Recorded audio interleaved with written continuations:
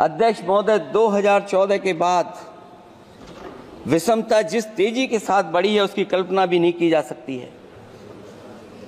140 करोड़ में से 82 करोड़ सरकारी अन्न पर जिंदा हैं। अध्यक्ष महोदय, जो देश को ये कहते हो कि हम दुनिया की सबसे तेज रफ्तार पे चलने वाली अर्थव्यवस्था बनने जा रहे हैं, 3 पर पहुंच गए और ऊपर जाएंगे। मैं सरकार से कहना चाहता हूं कि जब 82 करोड़ सरकारी अन्न पर जिंदा हैं और दूसरी तरफ देश की संपूर्ण संपत्ति के 2/3 हिस्से पर कुछ परिवारों का कब्जा है, अगर सरकार में ये बहादुरी और हिम्मत है तो इस 60% गरीबी के रेखा से नीचे रहने वाले लोगों की पर कैपिटा इनकम क्या है। हमारा प्रेमबली कहता है कि धर्मनिरपेक्ष गणराज्य बने, राज्य की निगाह में सभी धर्म सम्मान हैं। हमारा सेकुलरिज्म हमें रिलीजियस इक्वलिटी का रास्ता दिखाता है, यही न अर्थ इसका है। क्या इस पर सरकार अमल कर रही है? देश के 20 करोड़ से ज्यादा अल्पसंख्यकों के, विशेषकर मुसलमानों को दूसरे दर्जे का नागरिक बनाने का प्रयास चल रहा है। उन पर हो रहे अत्याचार प्रतिदिन बढ़ते जा रहे हैं, उनकी संपत्ति को लूटा जा रहा है, हत्याएं की जा रही हैं, घर तोड़े जा रहे हैं, उनके पूजा स्थलों पर कब्जा प्रशासन की मदद से किए जा रहे हैं।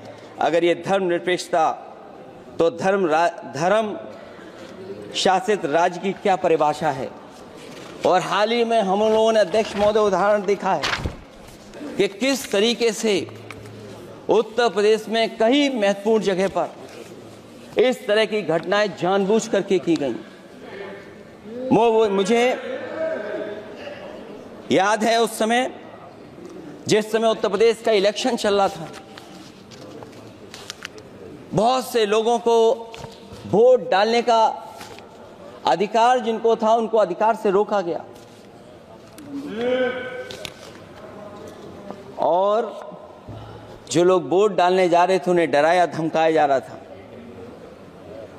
ऐसे इंतजाम किए गए थे कि ये वोट डालने के लिए वोट बूथ तक न पहुंच पाए। वो तस्वीरें अध्यक्ष महोदय न केवल हम लोगों ने देखी बल्कि पूरे देश और दुनिया ने देखी होंगी कि किस तरीके से उत्तर प्रदेश की सरकार के प्रशासन के इशारे पर एक पुलिस के अधिकारी ने महिलाओं को वोट से डालने से रोका और रिवॉल्वर दिखा करके कहा कि वोट डालने नहीं जाओगे। मैं उन बहादुर महिलाओं को बधाई देना चाहता हूं कि उन्होंने परवाह नहीं की और उन्होंने कहा कि इससे कुछ जान जाने वाली नहीं, अगर जान भी जाएगी तो हम वोट डाल करके आएंगे। गरीबी का नाजायज लाभ उठाकर धन्ना सेठों की सरकार चुनाव में पैसा बांटकर राजनीतिक न्याय का भी अपहरण कर लेती है। कर्ज में डूबी बड़ी आबादी महाजन के दबाव में अपनी इच्छा के खिलाफ वोट देने को विवश हो जाती है। चुनाव में सत्ताधारी दलों द्वारा पैसे की भरमार के चलते कोई सामान्य कार्यकर्ता चुनाव नहीं लड़ पा रहा है। बड़े पैमाने पर धनवान चुनकर आ जाते हैं। पैसे के बल पर जब तक आर्थिक विषमता समाप्त नहीं होती, लोगों को राजनीतिक न्याय मिल नहीं सकेगा। अध्यक्ष महोदय, आजादी के बाद उद्योगपति कभी इतने भारत छोड़ करके नहीं गए होंगे, देश छोड़ के नहीं गए होंगे जितने इनकी सरकार में चले गए हैं। अगर व्यक्ति की गरिमा सुनिश्चित हो तो कोई व्यक्ति क्या अपनी मातृभूमि को छोड़ करके जा सकता है। सरकार इस पर आत्मचिंतन करे। ईडी का तो ऐसा कानून बना दिया गया है कि बिना एफआईआर, बिना नोटिस किसी को भी बंद कर दो। लोकतंत्र फासिज्म में बदल रहा है। और अध्यक्ष महोदय, क्योंकि उत्तर प्रदेश की चर्चा सत्ता पक्ष से भी हुई, जो हालात उत्तर प्रदेश में हैं ऐसे हालात कभी किसी ने पहले नहीं देखे।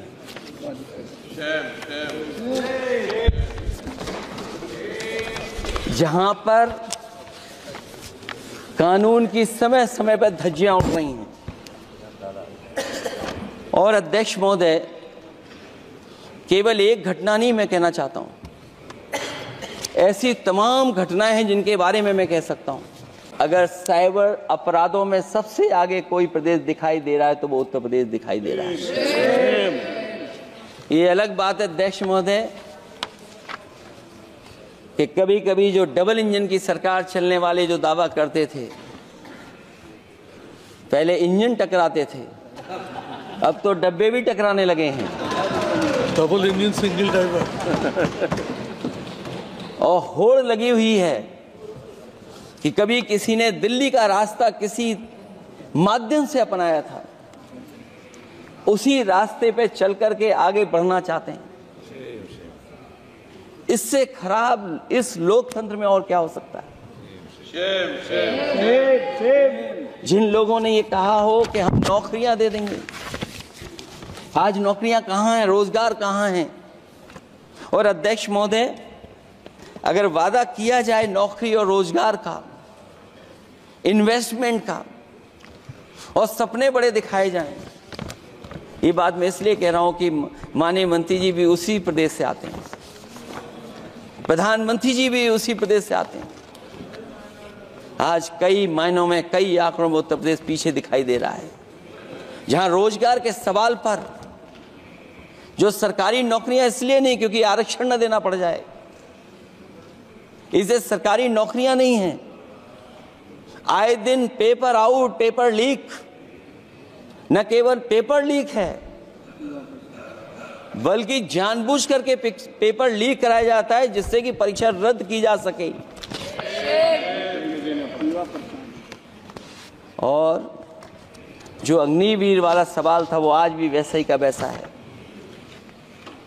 हम लोग अग्निवीर वाली व्यवस्था कभी स्वीकार नहीं कर सकते हैं। जो पहले भर्ती जैसी होती थी अध्यक्ष महोदय, अगर वैसी ही भर्ती होगी तो हमारी सीमाएं और सुरक्षित होंगी, हमारे और नौजवान जाकर के देश की असली पक्की वर्दी पहनने का काम करेंगे। ये अध्यक्ष महोदय कैसी चर्चा संविधान की जो है बिना प्रधान की।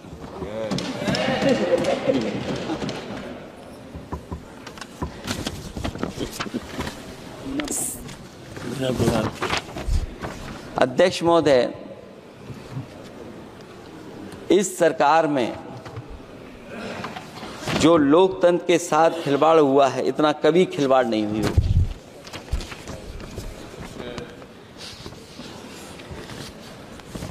संविधान को परतंत्र बनाकर जो लोग राज करना चाहते हैं, उनके लिए आज़ादी का अमृतकाल सिर्फ एक जुमला है।